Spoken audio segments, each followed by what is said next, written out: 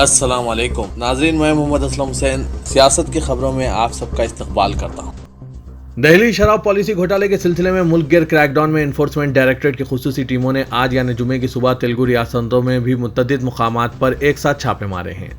حیدرآباد میں تلاشی کے لیے ای ڈی کی 25 ٹیموں کو کام پہ لگایا گیا ہے۔ اعلیٰ ذرائع کے مطابق چھاپے آج صبح شروع ہوئے اور سائبر آباد کمشنریٹ کے حدود کے تحت رائے درگم علاقے میں واقع جیا بھیری اپارٹمنٹس میں انفورسمنٹ عہدیداروں کو کارروائی کرتے ہوئے دیکھا گیا۔ اسی طرح کے چھاپے آندھرا پردیش کے نیلور ضلع، چنئی اور بنگلورو میں بھی مارے جا رہے ہیں۔ آج جمعے کی صبح ملک میں 40 مقامات پر ایک ساتھ چھاپے مارے گئے ہیں۔ ای ڈی کے افسران حیدرآباد میں 6 مقامات پر چھاپے مارے، جن میں رام چندرن پلئی کے کمپنیاں اور گھر شامل ہیں۔ پلئی حیدرآباد میں واقع رابن ڈسٹلریز پرائیویٹ لمیٹڈ کے ڈائریکٹر ہیں۔ ابھیشیک راؤ اور جی پریم ساگر کے دفتر اور گھروں پر بھی آج صبح چھاپے مارے گئے ہیں۔ اتر پردیش کے دارالحکومت میں گزشتہ 24 گھنٹوں سے جاری بارش کے باعث ایک دیوار گر گئی، جس میں 9 افراد کی موت ہو گئی جبکہ 2 افراد زخمی ہو گئے۔ موصولہ اطلاعات کے مطابق یہ دیوار آج یعنی جمعے کی صبح 3:30 بجے کے قریب گر گئی۔ موسلا دھار بارش کے پیش نظر ضلع انتظامیہ نے تمام اسکولوں کو بند رکھنے کا حکم جاری کیا ہے۔ لکھنؤ کے علاوہ ریاست کے دیگر اضلاع میں بھی آج موسلا دھار بارش ہو رہی ہے۔ اتر پردیش کے کئی ایک ضلعوں میں موسلا دھار بارش کے پیش نظر ضلع انتظامیہ نے تمام اسکولوں آج جمعے کو بند رکھنے کا حکم جاری کیا ہے۔ روسی حملے کے بعد یوکرین سے واپس آئے ہزاروں ہندوستانی میڈیکل طلباء کی امیدوں کو اس وقت دھکا لگا جب مرکزی حکومت نے سپریم کورٹ کو بتایا کہ قانون کی دفعات کی عدم موجودگی میں ان طلباء کو ہندوستانی میڈیکل کالجوں میں جگہ نہیں دی جا سکتی۔ مرکزی حکومت نے ایک حلف نامے میں کہا کہ آج تک national commission for medical sciences کی طرف سے کسی بھی انڈین میڈیکل انسٹیٹیوٹ یا یونیورسٹی میں کسی بھی غیر ملکی میڈیکل طالب علم کو منتقل یا ایڈجسٹ کرنے کی کوئی اجازت نہیں دی گئی ہے۔ حکومتی جواب حلف نامہ ان طلباء کی طرف سے دائر مختلف درخواستوں پر دائر کیا گیا ہے جو اپنے متعلقہ غیر ملکی میڈیکل کالجوں یا یونیورسٹیوں میں پہلے سے چوتھے سال کے بیچ کے میڈیکل طلباء ہیں، جن میں بنیادی طور پر اپنے متعلقہ سیمسٹروں میں ہندوستانی میڈیکل کالجوں میں منتقلی کا مطالبہ کیا گیا ہے۔ مرکز نے کہا کہ یہ عاجزی کے ساتھ عرض کیا جاتا ہے کہ جہاں تک ایسے طلباء کا تعلق ہے، میڈیکل کے طلباء کو انڈین میڈیکل کونسل ایکٹ 1956 یا نیشنل میڈیکل کمیشن ایکٹ 2019 کے ساتھ ساتھ کسی بھی ادارے سے جگہ یا ٹرانسفر کیا جا سکتا ہے۔ غیر ملکی طبی اداروں کالجوں سے ہندوستانی میڈیکل کالجوں میں منتقلی اور منتقلی کے لیے ایسی کوئی شق نہیں ہے۔ کانگریس لیڈر جے رام رمیش نے کہا کہ اگر راہل گاندھی کی قیادت میں کنیا کماری سے کشمیر تک بھارت جوڑو یاترا کامیاب ہوتی ہے تو پارٹی گجرات سے اروناچل پردیش تک ایک اور یاترا کے ساتھ آگے بڑھے گی۔ جیسے ہی کانگریس کی بھارت جوڑو یاترا اپنے 8ویں دن میں داخل ہوئی، راہل گاندھی کی قیادت میں پارٹی رہنماؤں نے جمعے کو کولم سے ایک مارچ شروع کیا۔ متھرا کی ایک عدالت میں ایک اور درخواست داخل کی گئی ہے جس کے ذریعے مغلیہ دور کی ایک اور مسجد مینا مسجد کو ہٹانے کی گزارش کی گئی ہے۔ درخواست گزار نے دعویٰ کیا ہے کہ یہ مسجد کرشن جنما بھومی کمپلیکس کے مشرقی جانب ٹھاکر کیشو دیو جی مندر کے ایک حصے پر بنائی گئی ہے۔ اکھل بھارتیہ ہندو مہاسبھا کے قومی خازن دنیش شرما نے یہ مقدمہ دائر کیا ہے۔ متھرا کے سول جج جیوتی سنگھ کی عدالت میں مقدمہ درج کیا گیا ہے۔ متھرا کی مختلف عدالتوں میں کئی مقدمات دائر کیے گئے ہیں اور شاہی مسجد عیدگاہ کو اس کمپلیکس سے ہٹانے کی گزارش کی گئی ہے۔ درخواست گزاروں کا ادعا ہے کہ مندر کے 13 ایکڑ احاطے میں لارڈ کرشنا کی جائے پیدائش پر مسجد تعمیر کی گئی ہے۔ تازہ درخواست میں شرما نے دعویٰ کیا ہے کہ وہ ٹھاکر کیشو دیو جی مہاراج مندر کا ایک کٹر بھکت ہے اور اس کیس میں درخواست گزار نمبر 1 ہے۔ ہندوستان میں چند شرارتی عناصر اور انتہا پسندوں کے ذریعے حضور اکرم صلی اللہ علیہ وسلم کی شان اقدس میں گستاخی اور اسلامی تعلیمات کو غلط انداز میں پیش کرنے کی کوششوں کے درمیان مسلمانان نے ممبئی کی ممتاز غیر سرکاری تنظیموں، سماجی رہنماؤں اور صحافیوں نے میلاد النبی صلی اللہ علیہ وسلم کے موقع پر غیر مسلم بھائیوں کو بڑے پیمانے پر سیرت النبی صلی اللہ علیہ وسلم اور اسلام کی بھائی چارہ اور مساوات کی تعلیمات سے واقف کرانے کے لیے ایک مہم کا آغاز کیا ہے۔ آج ممبئی شہر کے معززین، سماجی کارکنوں اور مسلم صحافیوں کی ایک میٹنگ سے خطاب کرتے ہوئے اسلام جم خانہ کے صدر اور سابق MLA ایڈوکیٹ یوسف ابراہانی نے یہ بات بتائی ہے۔ ریاست اتر پردیش میں دینی مدرسوں کا سروے شروع ہو گیا جس پر مسلم تنظیمیں اعتراض کر رہی ہے۔ عہدیداروں کی ایک ٹیم ممتاز دینی ادارہ دارالعلوم ندوۃ العلماء پہنچی۔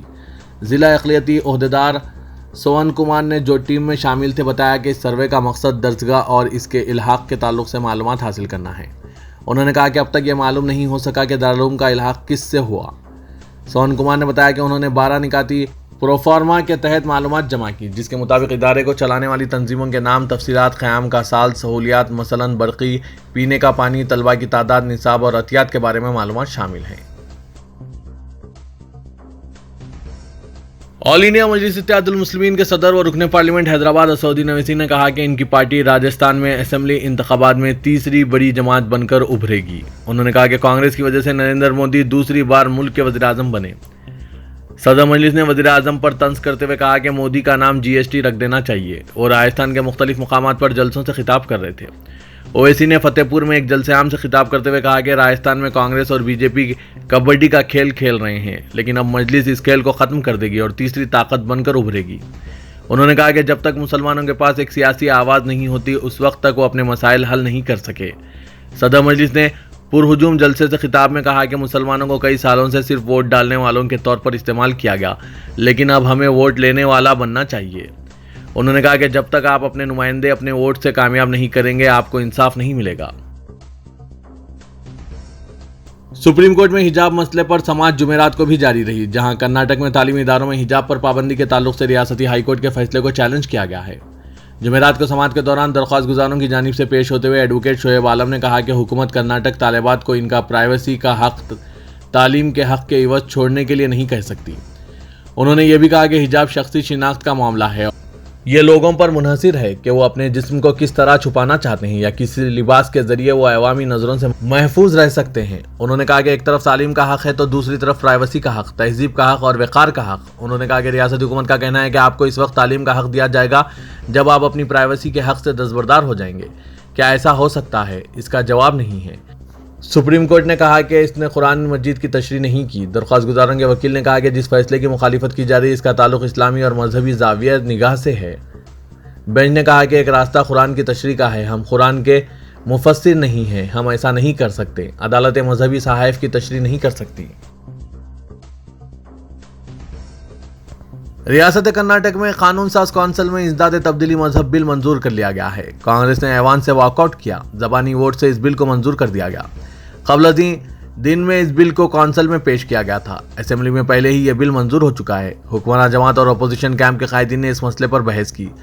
وزیر قانون مدھو سوامی نے کہا کہ اس قانون کے ذریعے صرف جبری تبدیلی مذہب کو روکا گیا ہے۔ کانگریس MLC ناگراج نے تبدیلی مذہب کو ایک شخصی معاملہ قرار دیا اور کہا کہ اس کا تعلق کسی بھی فرد کی پسند سے ہے۔ خسرو فاؤنڈیشن کے زیر اہتمام انڈیا اسلامک کلچرل سینٹر کے اشتراک سے مسلمان، ہندو دھرم اور ہندوستانیت کے موضوع پر ہفتہ 17 سپٹمبر 2022 کو ایک روزہ سیمینار ہونے جا رہا ہے، جس کے افتتاحی اجلاس میں مہمان خصوصی Indian institute of mass communication کے ڈائریکٹر جنرل پروفیسر سنجے دیودی ہوں گے اور کلیدی خطبہ مشہور صحافی جناب شمیم طارق پیش کریں گے۔ اس سیمینار کی صدارت حکومت میزورم میں ایڈیشنل ڈائریکٹر جنرل پولیس کے منصب پر فائز شری اجے چودھری IPS فرمائیں گے۔ اس سیمینار میں مسلمانوں نے ہندو دھرم گرنتھوں کے جو ترجمے کیے، ان پر جو علمی کام کیے گئے اور ہندوستانی فنون لطیفہ کے ارتقاء میں جو اہم کردار ادا کیا گیا، اس مقالات پیش کیے جائیں گے۔ مقالات پیش کرنے والوں میں کاف نظام، جناب چندر بھان، فاروق ارگلی، اجے مالوی، صفدر امام قادری، پروفیسر محمد اقبال، جناب حقاق القاسمی، ڈاکٹر ظفر دارق قاسمی اور کامران واسع کے نام شامل ہیں۔ پروفیسر اختر الواسع نے بھی یہ کہا کہ آنے والے دنوں میں ہم اس نوعیت کے دوسرے مجالس مذاکرہ اور سلسلے خطبات شروع کریں گے۔ بالی ووڈ اداکارہ نورا فتحی سے دہلی پولیس کی معاشی جرائم شاخ نے دھوکے باز سوکیش چندر شیکھر سے متعلق جبری وصولی کے کیس میں تقریباً 5 گھنٹوں تک پوچھ تاچھ کی۔ یہ دوسری مرتبہ ہے جب اداکارہ سے دہلی پولیس نے اس کیس میں پوچھ تاچھ کی ہے۔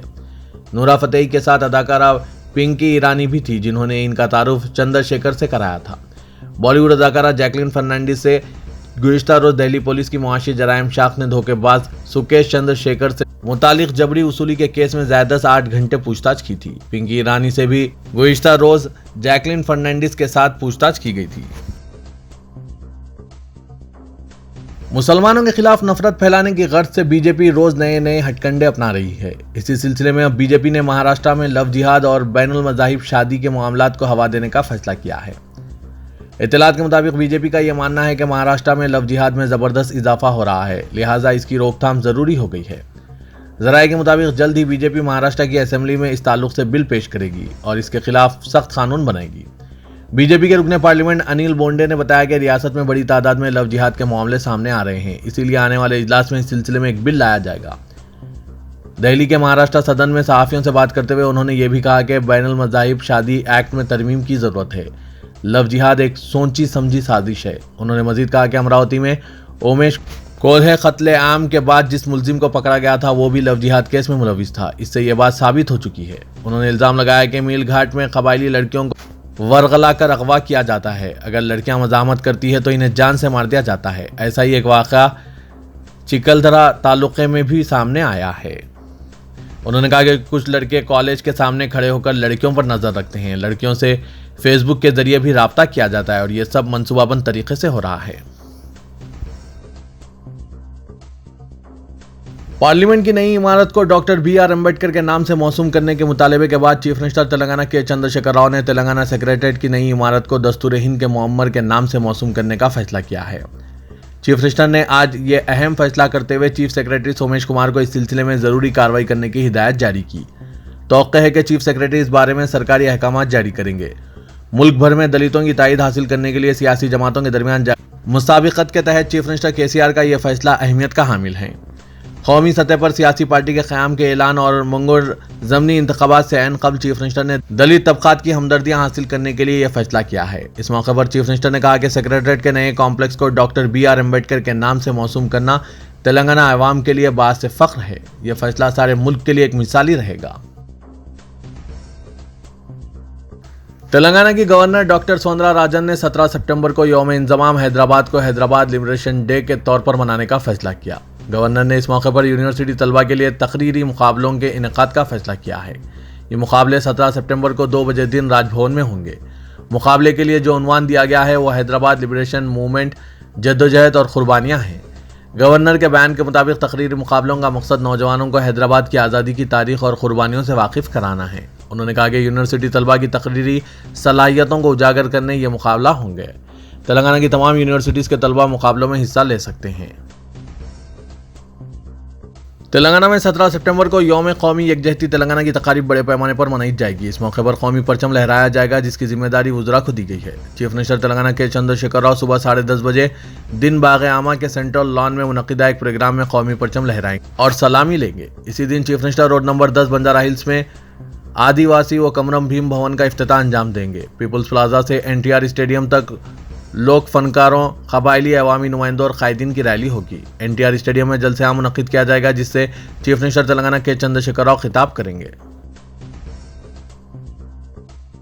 مرکزی وزیر داخلہ امت شاہ 2 روزہ دورہ حیدرآباد پر آج یعنی 16 سپٹمبر کو پہنچ رہے ہیں۔ دورے کا جو شیڈول جاری کیا گیا ہے اس کے مطابق امت شاہ رات 9:50 پر شمشاباد ایئرپورٹ پہنچیں گے، جہاں سے وہ سیدھے نیشنل پولیس اکیڈمی روانہ ہوں گے، جہاں وہ شب بسری کریں گے۔ مرکزی وزیر داخلہ 17 سپٹمبر کو صبح 9:15 بجے سے 11:15 بجے دن تک سکندرآباد کے پریڈ گراؤنڈ میں منعقد ہونے والی حیدرآباد لبریشن ڈے تقریب میں حصہ لیں گے۔ وہ اسی دن وزیر اعظم نریندر مودی کی سالگرہ تقریب میں بھی شرکت کریں گے۔ امت شاہ اسی دن ہریتا پلازا بیگم پیٹ میں بی جے پی کی ریاستی کور کمیٹی کے اجلاس میں بھی شرکت کرنے والے ہیں۔ سکندرآباد پریڈ گراؤنڈز میں مرکزی وزیر داخلہ امت شاہ کے خلاف پوسٹر آویزاں کیے گئے ہیں۔ امت شاہ 17 سپٹمبر کو حیدرآباد کا دورہ کر رہے ہیں۔ اس موقع پر وہ سکندرآباد پریڈ گراؤنڈ میں منعقد ہونے والے جلسے میں شرکت کریں گے۔ بعض نامعلوم افراد کی جانب سے پریڈ گراؤنڈز میں پوسٹر آویزاں کر کے یہ بتانے کا مطالبہ کیا گیا کہ مرکز نے تلنگانہ کی ترقی میں کس طرح مدد کی ہے۔ کنٹونمنٹ یوتھ کے نام والے ان پوسٹروں میں مرکزی حکومت سے کئی سوال کیے گئے ہیں۔ بعض پوسٹرز میں لکھا گیا تھا کہ وہ کون لیڈر ہیں جس نے تلنگانہ کی عزت نفس کو امت شاہ کے جوتے پر ڈالا۔ یہ وہ لیڈر ہیں جنہوں نے تلنگانہ کی عزت نفس کو یرغمال بنایا ہے۔ اس پوسٹر میں 20 سوالات کیے گئے ہیں اور یہ پوچھا گیا کہ مرکزی حکومت اور وزیر اعظم مودی نے ریاست کی ترقی میں کس طرح تعاون کیا ہے۔ وزیر بلدی نظم و نسق و information technology KT Rama Rao نے کہا کہ ایک شہر صرف سیمنٹ کنکریٹ کے ڈھانچوں اور لوہے کے پلوں کا نہیں ہوتا، شہر کی حقیقی روح شہر کے تہذیبی ورثہ یعنی ہیریٹیج میں ہوتی ہے اور اسی سے شہر حقیقی ترقی کرتا ہے۔ شہر حیدرآباد کے لیے یونیسکو ورلڈ ہیریٹیج کا موقف حاصل کرنے کے اقدامات کیے جا رہے ہیں۔ شہر میں کئی تاریخی عمارتیں ہیں، انہیں حقیقی معنوں میں ترقی دینے کی حکومت اقدامات کر رہی ہے۔ KT راما راؤ نے آج گنبدان قطب شاہی میں 6 بالیوں کو حقیقی حالت میں بحال کر اور اس کی خوبصورتی کو واپس لانے کے بعد منعقدہ ایک خصوصی تقریب سے خطاب کرتے ہوئے ان خیالات کا اظہار کیا۔ اس تقریب میں نے قونصل جنرل امریکہ متعینہ حیدرآباد جینیفر لارسن، ریاستی وزیر سیاحت سرینواس گور، آغا خان ٹرسٹ کے director general Luis Monreal, principal secretary بلدی نوزونس اروند کمار اور رکن اسمبلی M Gopinath, Aga Khan trust کے رتیش نندا وغیرہ موجود تھے۔ کے ٹی راما راؤ نے امید ظاہر کی کہ گنبدان قطب شاہی کے احاطے میں ان کاموں کے نتیجے میں یہ علاقہ بڑا ٹورسٹ مرکز بنے گا۔ Mohammed Abdul Qayyum retired joint director archaeological department کا 15 سپٹمبر جمعرات کی رات انتقال ہو گیا۔ نماز جنازہ بعد نماز جمعہ آج 1:30 بجے مسجد صفیہ جانکی نگر کالونی ٹولی چوکی میں ادا کی جا رہی ہے اور تدفین پیراماؤنٹ کے قبرستان میں عمل میں آئے گی۔ مرحوم ایک عرصے سے ادارے سیاست کے ساتھ جڑے تھے۔ وہ 1980 کے دہے سے سیاست اخبار میں شہر کے تاریخی ورثے سے متعلق آرٹیکلز لکھا کرتے تھے اور سیاست ڈیلی کے یوٹیوب چینلز پر بھی وہ گزشتہ 4 سالوں سے جڑے تھے اور کئی ایک ہیریٹیج عمارتوں اور اس کی ہسٹری کے بارے میں ویڈیوز کے ذریعے عوام تک اسے پہنچانے کی کوشش کی۔ مرحوم اپنے شہر ہی نہیں بلکہ پورے ملک کے تاریخی ورثہ اور تہذیبی ورثے کی ہیریٹیج عمارتوں کے لیے اپنے دل میں درد رکھا کرتے تھے۔ ان کے پسماندگان میں اہلیہ کے علاوہ 2 فرزندان اور ایک دختر شامل ہیں۔ مزید تفصیلات کے لیے ان کا فون نمبر بھی ہم کہہ رہے ہیں، آپ ربط پیدا کر سکتے ہیں۔ ان کا نمبر ہے 800800408080۔